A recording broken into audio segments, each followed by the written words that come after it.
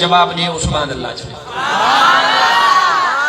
इहो मां सुवाल बलोचिस्तान खां हलियो आहियां त हींअर बलोचिस्तान खां टंडे गुलाम अली में वेठो आहियां ही हज़ारनि जो तादाद आहे जिथे किथे माण्हू मूंखां सुवाल था कनि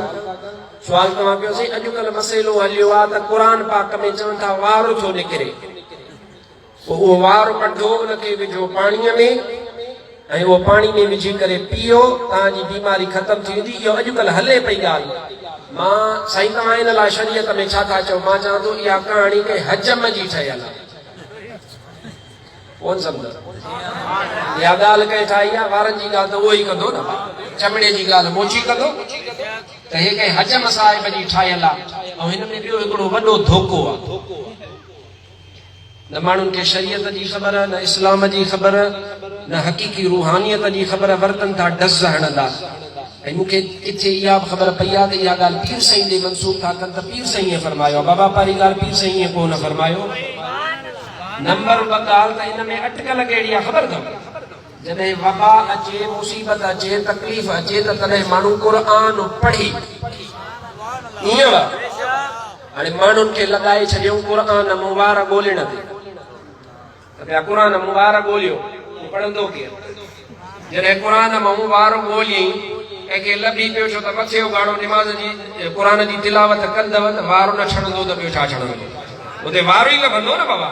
हाणे वार लभंदो त हमरा उहो क़ुर ठपे रखंदो है वार मिलियो हाणे सॼा घर जा भाती ॻोड़े ॻोड़े पिया पीअंदा भाई इहो क़ुर खां मुंहुं मोड़णो आहे या न इहो क़ुर खां मुंहुं मोड़ण जी मोड़ाइण जी हिकिड़ी साज़िश आहे इहो सभु फितनो आहे सभु कूड़ आहे बरकत आहे त क़ुर में पयल वार जी न आहे ख़ुदि क़ुर जी आहे जेको महबूब मदीने वारे जे मथां रब नाज़िल तव्हांजो दिमाग़ कुल कम ई नथो करे त तव्हांखे रस्ते तां हटाइण लाइ केॾियूं साज़िशूं थियूं इहा साज़िश आहे त वार ॻोल्हियो बाक़ी क़ुर छॾियो वार ॻोल्हे ॻोल्हे पीअंदा वरितो पोइ क़ुर जी तिलावत ई न कयो बाबा इहे वबाऊं बीमारियूं सभु अल्लाह जे तरफ़ां आहिनि ऐं इन्हनि जो इलाज इहो आहे त वुज़ूअ में रहो 5 वक़्त निमाज़ पढ़ो ऐं क़ुर जी तिलावत कंदो रहो इंशाअल्लाह बीमारी तुंहिंजे घरनि मां निकिरी हिकिड़ो इहो सुवाल ॿियो सुवाल आहे त साईं मातली शहर में के माण्हू आहिनि उन्हनि माण्हुनि वटि हज़रत पीर साईं रोज़े धणी रहमतुल्लाह ताला अलैहि जो वार मुबारक आहे इन जी हक़ीक़त छा आहे अबा अॻे त ठग ॿुधासीं दिल्ली जा हाणे मातली में बि ठग पैदा थिया बाबा ॻाल्हि ॿुधो अबा हज़रत रोज़े धणीअ जो वार मुबारक हुजे त मुर्शिद साईं पीर साईं बागारे वटि हुजे न इहा आहे या न दरगाह मुबारक ते हुजे खलीफ़े लाल बख्श खान आमदानी वटि हुजे जो ख़ानदानी ख़लीफ़ा खलीफ़े साईं मरियम फ़कीर जे घर में हुजे जो ख़ानदानी ख़लीफ़ा खलीफ़ो साहब कादिर बख्श उन जे घर में हुजे जो ख़ानदानी ख़लीफ़ा खलीफ़ो फ़कीर साईं अहमद फ़कीर राजड़ उन जे घर मुबारक में हुजे जो उहे ख़ानदानी ख़लीफ़ा भला 7 पीढ़ियूं मुरीद शेर मुस्तफ़ा त आहे न उन जे घर में दवार हो सम्झो था मां सवली ॻाल्हि चई छॾी आहे अॻे हा दिल्ली जा ठग हाणे मातली में पैदा थिया इहो को पीर साईं रोज़े धणी जो वार मुबारक कोन्हे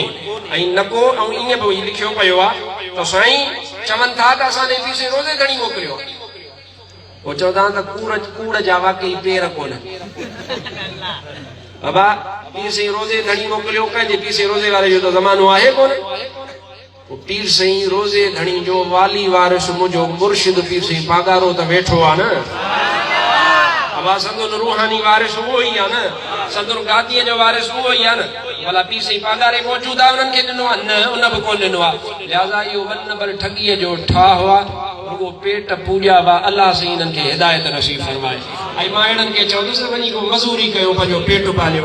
टोपियूं ठाहे करे माण्हुनि में खपायो त उन मां तव्हांखे रिस्क हिलाल मिले ऐं हरू भरू अची करे माण्हुनि खे अल्लाह वारनि जे नालनि ते ख्वार न कयो ऐं तव्हांखे मां जमायत खे सख़्ती सां अर्ज़ु कयां थो जेको अहिड़े वार खे ॾिसण लाइ वेंदो उहो गुमराह थींदो पंहिंजे ईमान जो ख़ैर घुरे असांजो इन वार सां को बि ताल्लुक़ न आहे इहो पीर साईं रोज़े धणी जो वार चओ पीर साईं रोज़े धणी जो वार न आहे जेकॾहिं हुजे हा त अल्हम्दुलिल्लाह अहिड़ियूं शयूं त सोणे शेर मुस्तफ़ा जेको तव्हांखे ॾिनो आहे उहो रोज़े धणी जो ज़िक्र पैगाम तव्हां वटि रोज़े वारे जो ज़िक्र मौजूदु आहे जंहिं वटि ज़िक्र मौजूदु आहे हथ मथे करे भेद पगार अचनि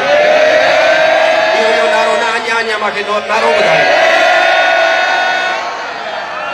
जॾहिं तव्हां वटि रोज़े वारे जो ज़िक्र मौजूद आहे त ॻाल्हि ख़तम थी। अलाह साईं तव्हांखे बातिली जे ठगनि खां पनाह अता फरमाए। वमा तौफ़ीक़ी इल्ला बिल्लाह व आख़िरु दावाना अनिल हम्दुलिल्लाहि रब्बिल आलमीन। उथी बि